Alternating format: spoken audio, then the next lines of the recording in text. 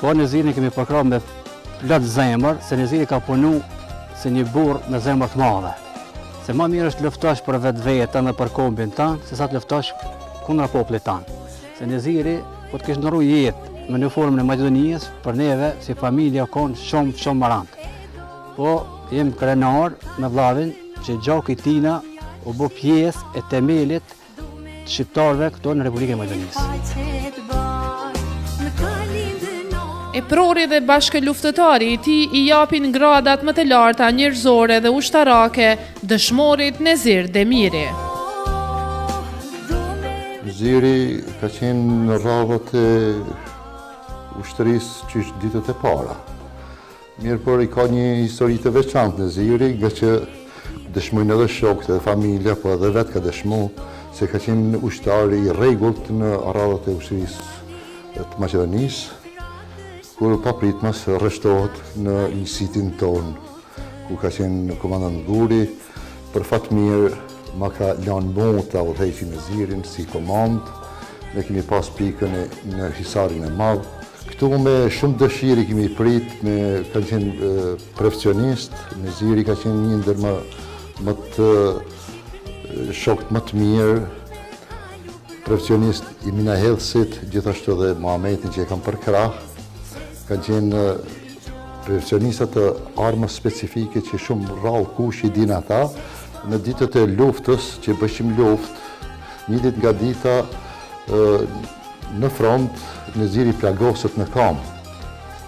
Edhe më thojnë që është i plagosë Neziri, e kanë strehu, ja ka më ndihmën e parë, edhe njëkohësisht e kemi përcjellë për spital. Në spitalin e Slupçanit, mas disa ditëve që kish marrë shërimin, mjekimin, po shërohet, unë do shkoj në vizitë, nga që kishim edhe normalisht mbledhje komanda, do shkoj në vizitë a shoh se si është Neziri me shëndet.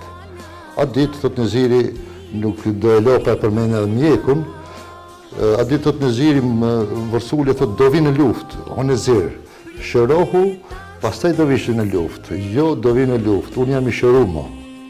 Nezir shërohu se unë nuk pranoj kështu, komandat nuk do i kthesh mrapsht, unë jam i shëruar. Pa më thonë mjeku, ku njëkohësisht e përshëndes edhe atë, mjeku që ka qenë mjeku ushtarak, është Izeir Bilalli, i thonë doktorit, mjek, si është puna, thotë ki mundet me arë, por me gjithat, i takon shërimi i plot akoma. Dashti apo s'dashti, Neziri erdhi me mu në pikë.